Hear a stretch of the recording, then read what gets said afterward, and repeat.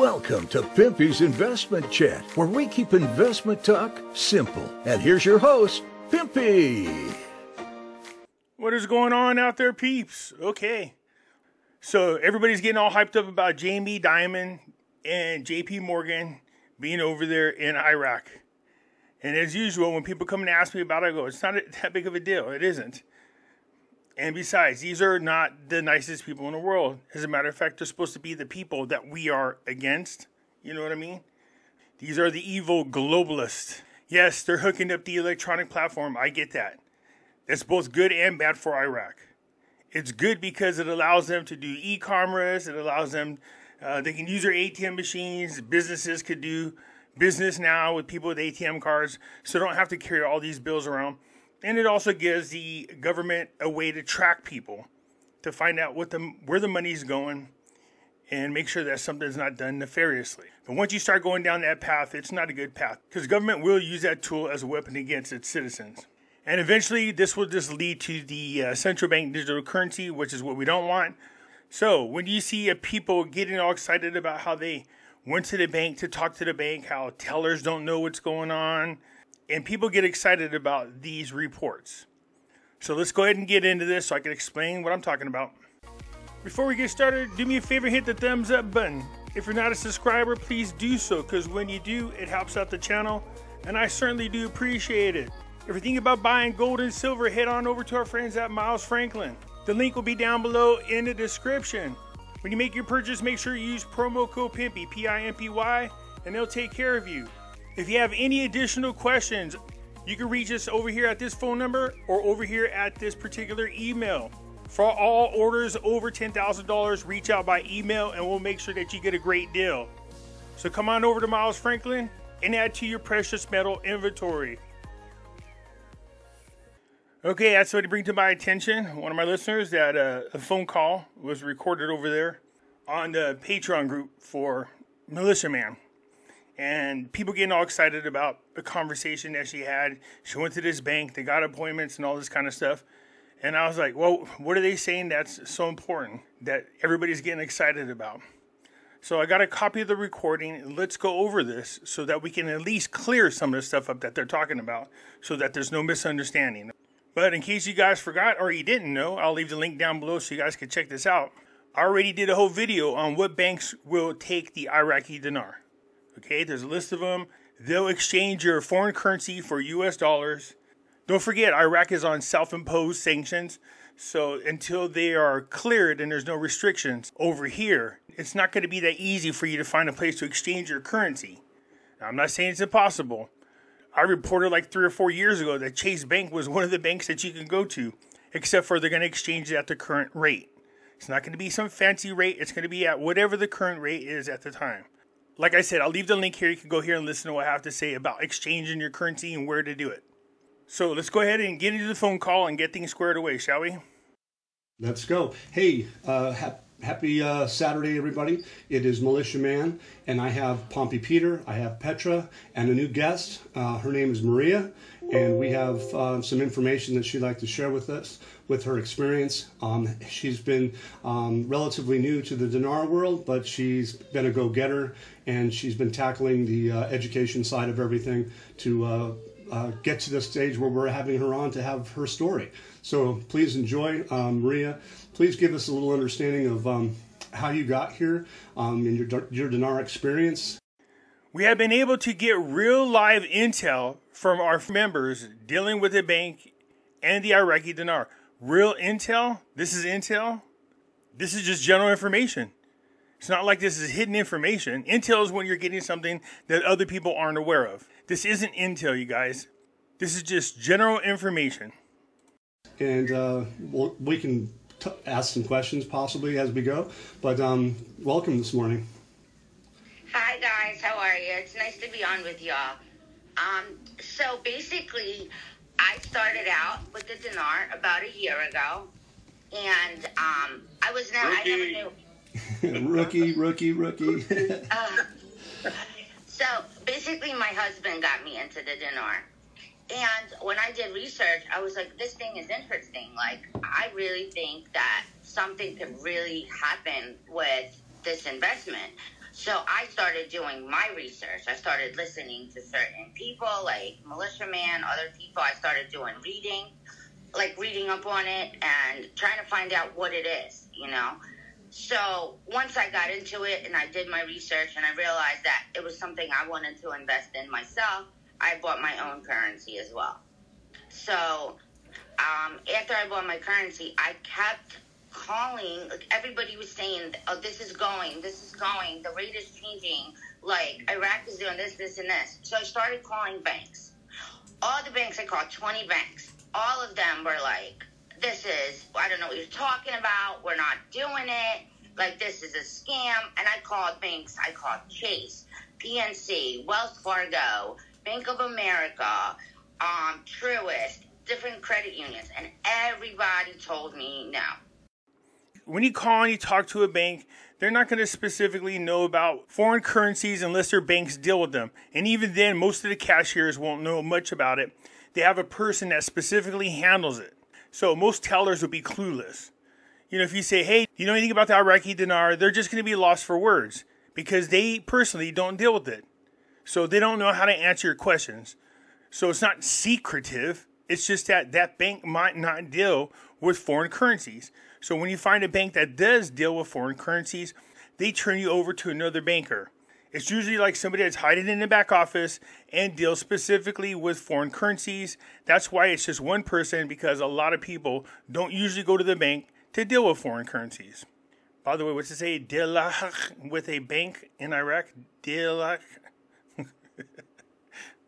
But I knew in my heart, I was like, this investment is worth something. So I'm going to keep trying. I'm not just going to give up. So one day, I'm a registered nurse. One day I was going to Chase near my house. And this was like end of November, like early December. And I was going in to deposit money in the ATM because I just do it real quick and then I leave. So if something in me told me, go into this branch. Just what's the worst that's going to happen? They're going to tell you no again? So I was like, all right.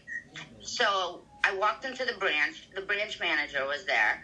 And I was like, hi, do you exchange foreign currency? And she was like, yeah, we do. And I was like, what? Oh my God, like, this is like so exciting. 4 years I've been saying Chase Bank is one of the people that deal with foreign currencies.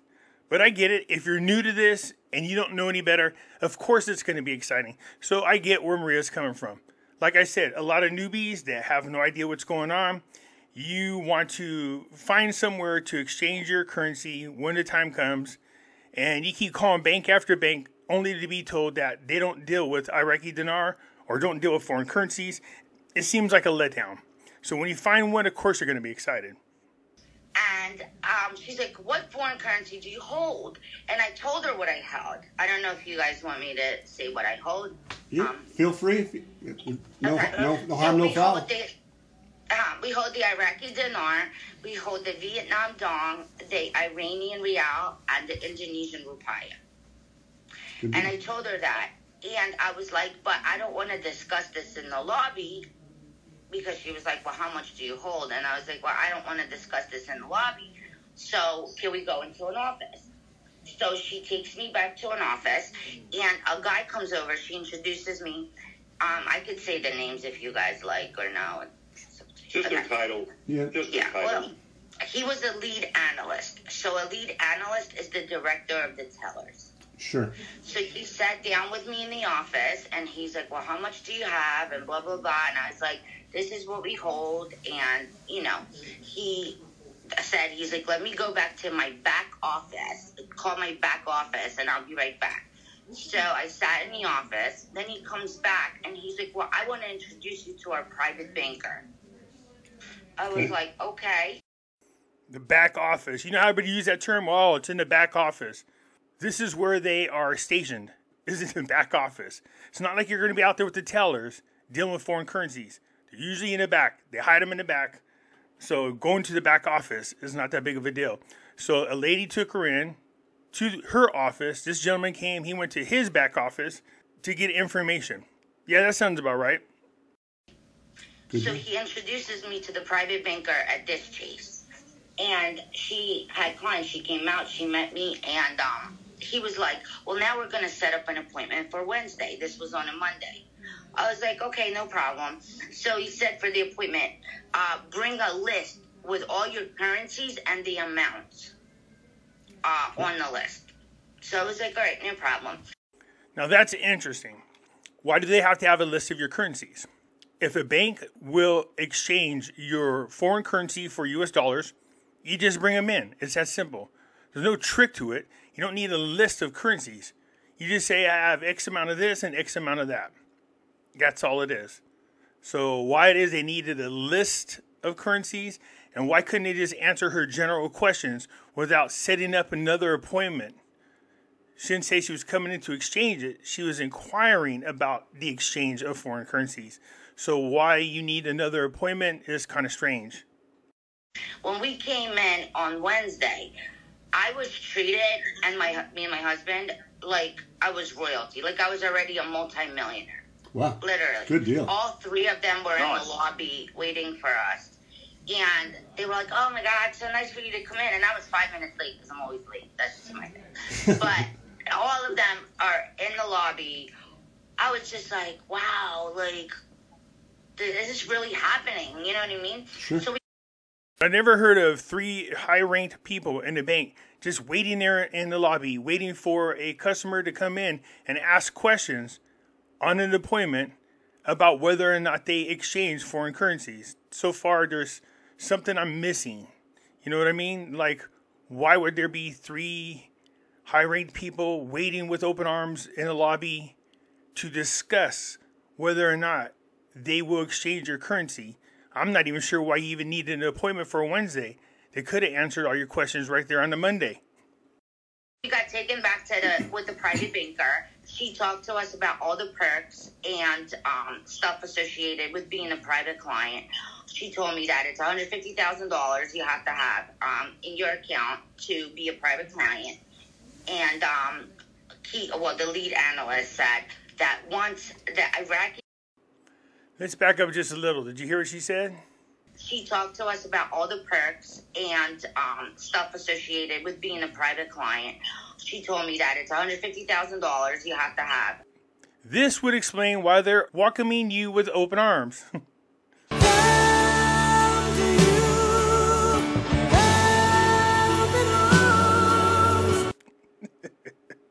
Couldn't resist.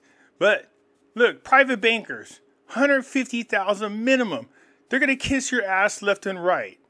I was wondering what the heck is going on here, but when you tell them that you're going to come in and you need a private banker, they're thinking you have buttloads of money falling out everywhere, and they're willing to wait on you hand and foot.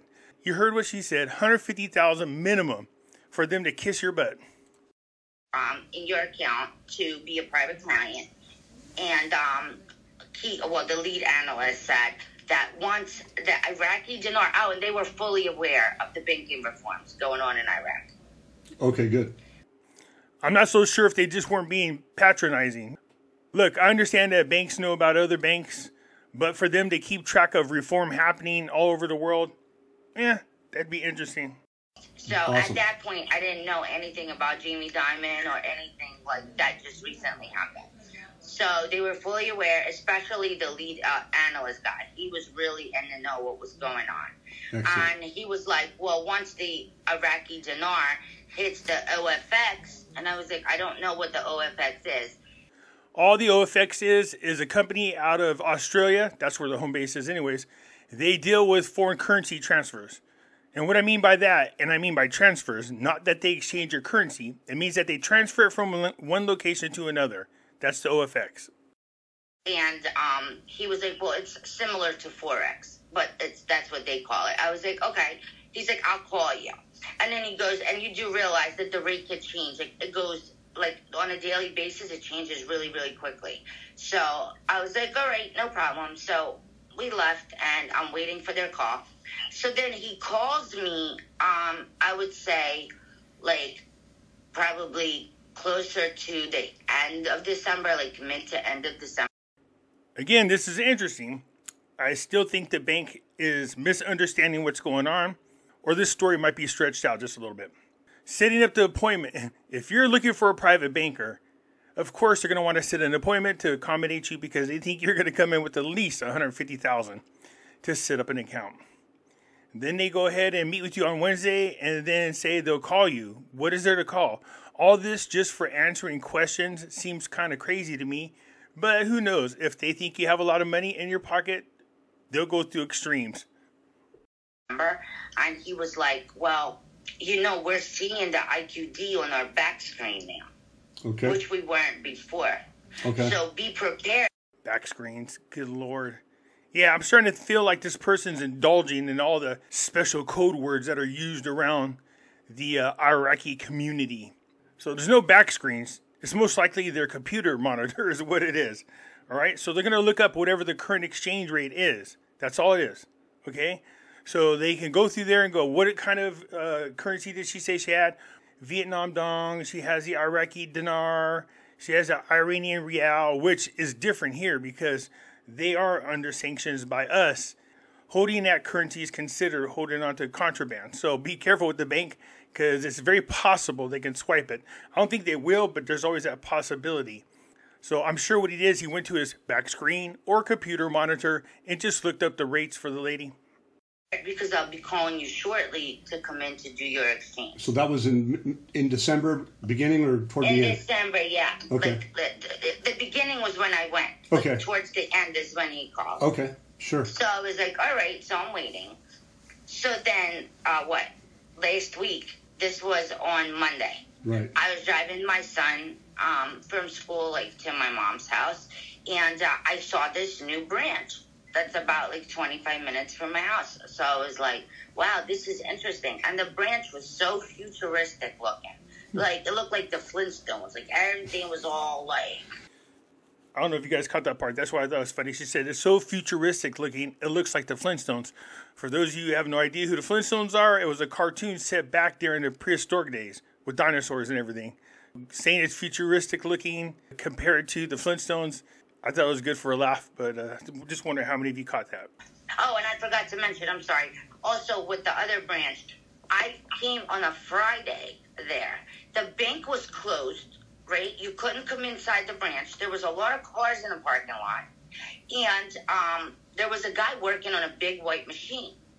And I'm knocking on the door. And I'm like, can I talk to my private banker? And they were like, she's not available. I'm like, well, why isn't she available? It's 1 o'clock in the afternoon. Why is the branch closed? And there's a $250,000 Mercedes out in front of the branch. What is going on? People walking around with iPads, like something was up. So then on my way home at night, I drove by and there was the setup for that white machine. It looks like a robot. It's I don't, you know what I mean? I was like, this is cool. So I noticed, why I brought it up, I noticed that same white machine in this branch in Ben Salem. Okay. That was this week. So I was like, I'm calling this bank. There was something about this bank that I felt like I needed to call. So on Tuesday morning, I called them. Okay. And I said, hi, do you use foreign currency? The same thing I always say. And they were like, yes. I was like, well, may I speak to somebody in private banking? You see what I'm talking about? When you request to speak with somebody in private banking, the assumption is you're going to meet their requirements for you to be a client. They're thinking, oh, she's got at least $150,000. They're going to be extremely polite to you. Me the phone, and they transferred me to a private banker. Her name was Tiffany. And so I asked Tiffany, I was like, hi, do you exchange foreign currency? She's like, yes, we do. What do you hold? I told her. And I was like, are you aware of everything that's going on with Iraq? I was like, are you aware that your CEO, Jamie Dimon, was in Davos with the Prime Minister of Iraq shoulder to shoulder? Do you realize that Chase has the contract for the Iraqi Trade Bank? I said, it's huge banking reforms going on. And I said, do you realize that an email was sent out by Jamie Dimon to all the Chase branches about the banking reforms and about the IQD being reinstated to the Forex? And she was like, yes, we're aware.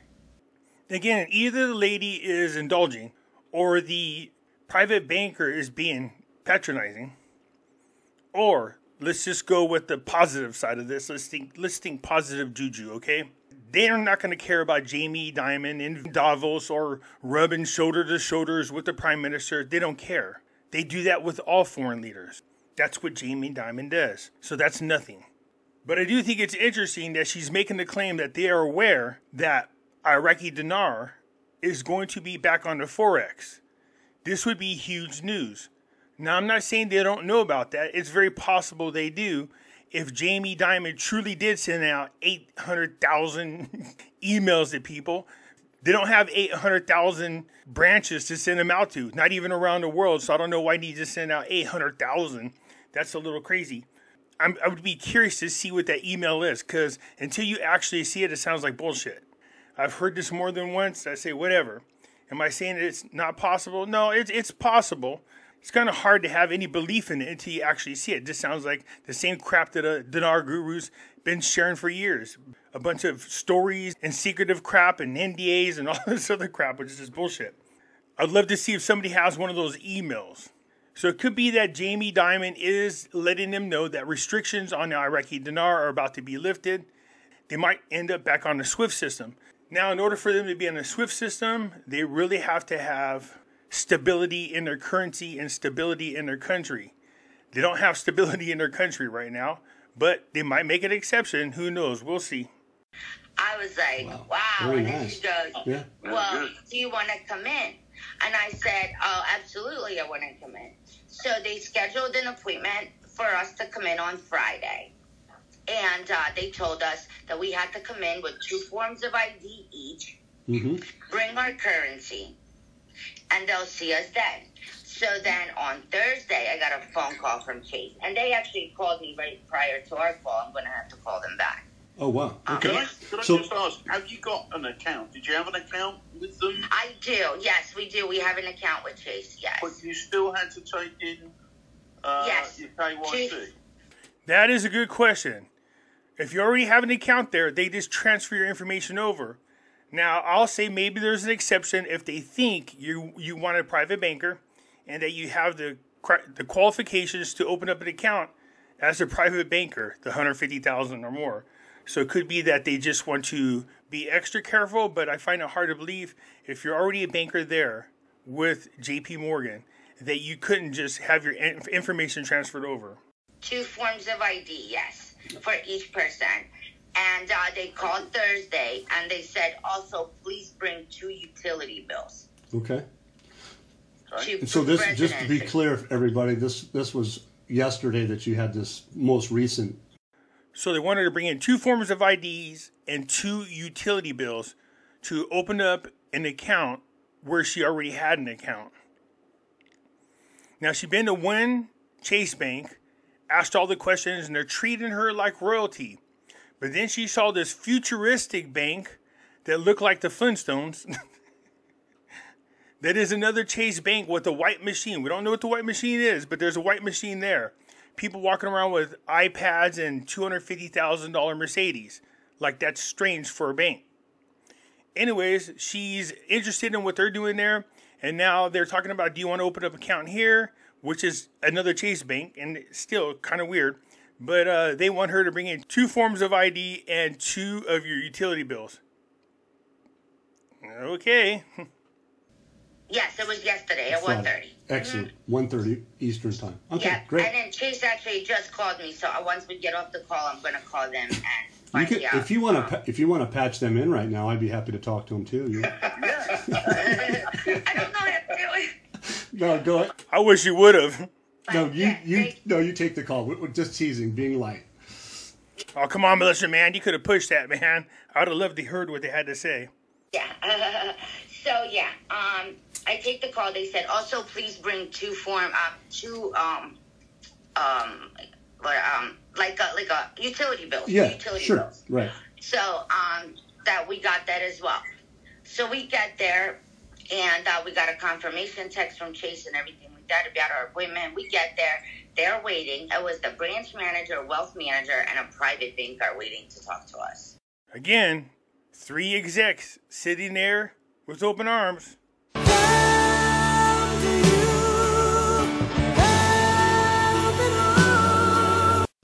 Wow, At that's great. Chase when we came in.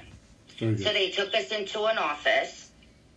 They said, you got to show, you pull out your currency. And they asked the denominations and everything, so I sent you a picture so you see it. And we pulled it out. They pulled out a book. It's like a book they have with all the currencies that they exchange. It's like, seemed to me like over 200 currencies that they exchange.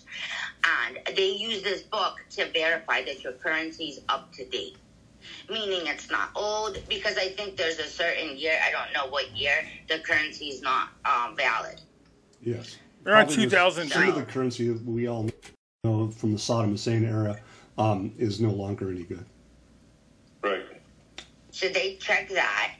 Then she was like, okay, well, I'm going to take it to a teller now, and the teller is going to verify your currency. I was like, no teller is verifying my currency. Like, you're going to go with me and with my currency, and we're going to verify it. There you go. Okay? Perfect. And then I also said, I have the Iranian rial. So she pulled up a site. It's called the OFX sanction list. Okay. The only country that was on that list was Iran. So Iraq is currently not on their sanction list. That's good. That's because Iraq's self-imposed sanction versus Iran, who's sanction. To me, that means they're free to RV their currency or reinstate. Right. And you guys would know that better. So then we went with them. So you go in the back, like where the teller is. They actually took us to the back. Okay. And what they do is they put your currency into the machine, and you get to see what your currency is worth. Gotcha. Is that a Delarue machine for extra verification? I don't know what a Delarue machine is. This is a form of a Delarue machine. You put the money in and it's checked to see if it's counterfeit, real, fake, whatever. This is a small version. Most banks have this version. They just run your money through. It also counts it. So it counts the money, but also checks to make sure that it's not counterfeit, that it's legitimate. That's a Delarue machine. But it looks like a phone, like a big video phone type thing with a fax machine. Okay. Type thing, where they insert the currency and then it comes, what it's worth comes out on their computer screen. Okay. Okay? So, Yeah, you ever take big stacks of money into the bank, they put it through the machine, the Delarue machine, it counts it as well as checks to make sure that it's not counterfeit. And so, of course, it's going to tell you how much it is. If it's American dollars, well, it knows the denominations because of all the anti-counterfeit crap that's in there, the bars that they scan in there. This is $1,375. So you're like, oh, okay, that's how much I got in all these different currencies. Where back in the olden days, it would have to separate them, count them, check them, and all this stuff to save time to have a Delarue machine. Now, all you have to do is set it and say what kind of currency it is. You set it up, and then it does accounting for you. saw what was worth, all that. I'm not going to go into details about that. Sure. Then you go back. They show you all the countries that they're exchanging also on the computer, which also has rates next to them. Okay. And they actually physically turn the computer towards you and show you all this. Nice. Very good. Yeah. I'm trying to think what else. I'm kind of wondering what's going through the banker's mind. They're thinking, well, these currencies are not very valuable. The bigger question is, why did she go to the bank to exchange her currency? There hasn't been no change in the exchange rate. They're more than happy to exchange your currency for you, but only at the current exchange rate. She wouldn't have been able to open up a bank account with the private side of it unless she had $150,000 minimum to open the account. So either she had $150,000 minimum, came in with her 2 forms of ID, her 2 utility bills, opened up the account, they went through the currency with her, checked it to make sure that it wasn't counterfeited, told her what the exchange rate was, and either she exchanged it and didn't make any money whatsoever, or she held on to it, which I'm sure they're probably like, why are you holding on to it? I thought you were going to deposit it. Ask me questions more, John. Yeah, no, hold on. I'm getting myself together. Okay. So there is no exchange fee on your currency. Okay. But Right. you get the rate, they said, not the public rate, but you get the rate that's showing on their back screen. The lady said earlier that the exchange rate changes all the time. That's correct. So every day they have to check whatever the new exchange rate is. Once they check it, that's the exchange rate for the day. In the video that I showed you that I put out, I tell you that some banks, if you have an account there, there's no fees for exchanging your foreign currency. None. Some of them, depending on the amount, might ask you to pay a real small amount, maybe half of 1% or 1%. So that's not anything new that I haven't spoke about already. The day that you come in to exchange your currency. Okay. Also, if you would like cash, it's automatically deposited into your account. So once they exchange, it goes into your account. And the reason for that is it's not like you're depositing a check. It's currency for currency. So the money is readily available in your account. If you want to take out cash, it's $5,000. It could be $5,000 per transaction, or it could be $5,000 like a one-time. That's the part I didn't really understand. If you're going to exchange your Iraqi dinar, let's just say for the sake of this particular example, let's say that it exchanges 3-to-1. Congratulations, you now got millions of dollars. So you go and you swap your currency, and they're saying, hey, you got $3 million in your account, yay. And you can't say to them, oh, well, I want all $3 million, because the bank doesn't carry money like that no more. So they might say to you, well, we are going to allow you to carry out $5,000 for today, cash, if that's what you want. But we'll have to set an appointment with you to come pick up the rest of the cash, because they have to order it for you. Now, if they have to order currency for you, they're going to charge you a fee, because they have to pay a fee. If the money is there and it's a small amount that you want, no problem. But if you want to take out millions of dollars, they're going to have to order it, and you're going to have to pay for them to order that money. I mean, because I think if they were saying if you want to take out cash, you could do $5,000 per transaction, because they do it in like bags. They send it out in bags of $5,000. I see. Dollars. Mm-hmm. And but if you generally just want cash out of your account, it's $5,000. If you want more, you got that would be, that's the maximum, I guess, right? Yeah. Okay. If you want more, you have to, because you automatically become a private banking client, you get different perks. So you just call the private banker and give them a couple hours, like, heads up, and then they get you whatever money you want. Sure. Yeah, so each bank has different limits of the amount of cash you can take out of there. And that's because, like I said, they don't carry cash. So she's kind of mixing up what she's saying, and she just probably didn't understand.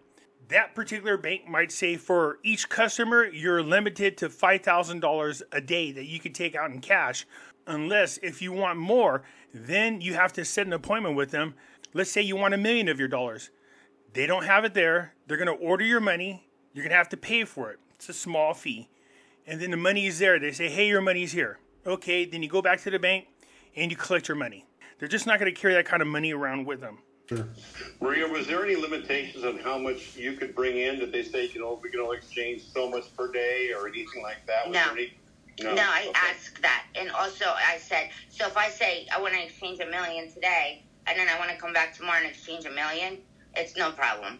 As well, but you're going to get the rate that's showing on their bank. Yeah, see, she's right. So if one day, because if it's going to be on a Forex, it's going to be free floating, okay? So if that's the case, let's say one day it's $3 for every 1 dinar you get. I get that part. You exchange your 1 million dinar. Then the next day, for some strange reason, it drops down to $2.50. And you're like, wow, okay, I lost 50 cents per dinar. You know what I mean? So you exchange your 1 million. That's why it's important for you to find a rate that you like and go ahead and make your deposit in. And some people, you might want to hold some back if you think it's going to go up higher. But then you're taking a gamble. Once I find a rate that I'm comfortable with, I just put it all in, no looking back. That particular day. Sure. Okay. Some people have believed, Maria, a myth going around dinar land that you are restricted on the number of exchanges that can be carried out. Is that correct, or is it? No, it's not. It was because it was told to them, and that is false. It is false. And I have several bankers and financial advisor tell me that is not correct. I don't know why they would limit your deposits. If you have cash and you're exchanging it for cash, they're not going to limit. There's no reason for it. If you have an account there, they'll just make your transfer at the current rate and deposit all your money in USD into your account. Let's say it's $1 trillion, and it's $1 trillion. Although they might question why the hell you have $1 trillion. So they don't care about the amount. If you're trying to cash it all that day and bring it out in cash, they're not going to be able to do that. You're going to have a limit. The rest is going to sit in your account. You tell them how much you want in cash. They will order it for you. You will pay a fee. Why would there be a limit? You're exchanging cash. It's not a check. It's not a promissory note. It's not a bond. It's cash. Excellent. You could exchange as much currency as you want, and you could have as much liquidity as you want in your account at Chase. I can vouch for Chase because that's who I'm dealing with. I don't know about any other banks. And there's no spread, because I specifically asked. I said, I was told there could be a possible spread of 1 to 3%. They said there is no spread. You get what you get that is showing on our backs. Yeah, so she's right. The back screens. No, she's right. So whatever the exchange is, if you are a client in most of these banks, you can exchange it. There's not going to be any fees. It's cash for cash, okay? But they do have a limit on how much you can take out per day. If you're going to go beyond that, you want much more than that, then you need to let them know, and they will order the currency for you. There will be a fee for that. Excellent. Good to know. Well, Very if they're good. changing it at an amount and then it's going up to a rate that's $3 or $4 higher than that, then they're going to make their money there. So you would hope there would be a charge or a spread, yeah. But they were so excited, and they were specifically excited about the dinar. Excellent. Interesting. That's great news. Thank you. Very good news. Yeah, I don't know why they need to be excited about the dinar. I don't think they care less about what dinar. The people in the back that's dealing with the foreign currencies, they deal with them all day long. They're not going to be excited one way or another about any of the currencies. They don't care. What you don't get out of her is she took her currencies in, is what she's saying. They ran them through the machine to make sure they're authenticated. They checked to see what the exchange rate was, but did she deposit the money? Why was she dealing with a private banker unless she had the $150,000 cash to put into the bank? I know people are there, well, maybe she exchanged her dinar and she got the 3-to-1 rate. Nope. No, she didn't. The current rate today is the same for everybody, everywhere. Anybody have Peter? You have a question? Yeah, that's good there. So she didn't deposit her money. She jumped through these people jumped through a bunch of hoops with her without first making sure she had the money to deposit into the account, which is kind of crazy because, look, they're willing to polish your shoes, kiss your butt, do whatever it takes if they think you're going to open up a bank account with a minimum of $150,000. They want you there. They need you there. That's how their business functions. It's by using your money to loan out and make more money off of it. Each bank has a different limit of the amount of money you could take out as soon as you make that deposit. It is cash for cash. Some banks will charge a fee, but most of them, if you're already a customer there, they're not going to charge you anything. If you want anything above that limit, you have to let them know so they can order the currency for you. There will be a fee for that. So you could have got all that information right here off my video from 11 days ago, okay? You didn't need a special Intel phone call. It's not Intel, you guys. That's just general information that people get to know. If they're sharing it, that's fine, but that's not Intel. Anyways, I just wanted to go over some of that video. I mean, I get it. It's exciting for somebody who's a newbie. She's a newbie. And then you got these bankers treating you real nice. That's because they think you're opening up a different kind of account for a high-end client with a minimum of $150,000. They're going to be very, very nice to you. They don't mind helping you exchange foreign currency. If you're a client, there should be no fee for it. Each bank has a limit. In that particular case, she had a $5,000 limit per day. But if you want anything above that, they have to order the money for you. So none of this is new. None of this is anything that we couldn't have found out already ourselves. Like I said, I told you there's banks out there that will exchange Iraqi dinar, but only at the current rate. That's going to be the same for all currencies. So you bring in the Iraqi dinar, they look at whatever the rate is for the day. That's what you get. You deposit it, it goes straight into your account. It's cash. You got your Vietnamese dong. You look at the rate, you put it in, make sure the bills are good. All good. They deposit it right then and there. That's what I spoke about 3 or 4 years ago when I told everybody that I spoke to my manager over there at Wells Fargo. But like I said, when you're a newbie to this and you hear this kind of information, you know, you're going to go to bank and talk to the tellers. Of course, they have no idea what you're talking about because they don't deal with foreign currencies. They don't know anything about the Iraqi dinar. They don't know anything about any other currencies unless they deal with specifically exchanging your foreign currency. So that shouldn't be surprising to anybody. And when you go to them, you go, ooh, about this Iraqi reform and all this. They don't know. They don't care. Now, is it possible that Jamie Dimon sent out a memo explaining to people that this is going to be happening soon? Yeah, that's very possible, but I would love to see that email. I think it sounds like a BS to me. Why would you send out 800,000 emails? Who are you sending them to? You don't have that many banks out there. There's no need for 800,000 of them. And you don't have that many managers running all of them. And out of that, all the branches you do have, only a handful of them will exchange foreign currencies. So you don't need 800,000 of them. Anyways, that's it for now. Let me know what you think. I get it. She's exciting and she wants to be part of what's going on in the dinar community. Props to her. But to turn around and push it off to people and charge you money on a Patreon group, what is it, $10 per person? When you could just went to Pimpy's videos and got the same information for free. Anyways, I look forward to hearing from you. That's it for now. I'm out.